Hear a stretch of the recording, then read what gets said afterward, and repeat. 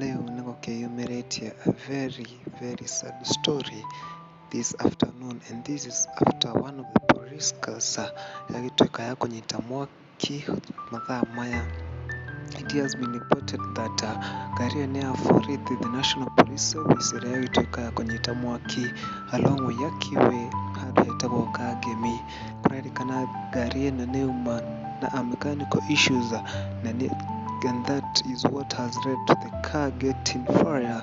Na nĩkũrakĩrĩkana there is no casualty kana gũtikĩrĩ mũndũ wagĩtuĩka wa kũgurara kumana na mũtino ũcio ũrĩa wagĩtuĩka wa kũhanĩka harĩa mwena wa Kangemi along with Yakiwe.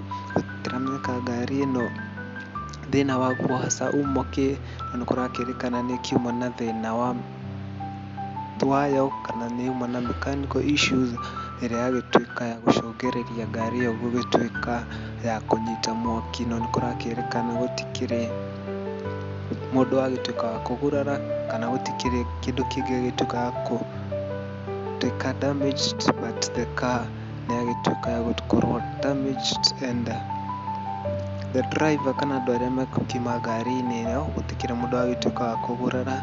They are all safe and sound and we hope that othe makĩrĩ gũtikĩrĩ mũndũ wagĩtuĩka wa gũkĩhutio na hanini. That is the update of now.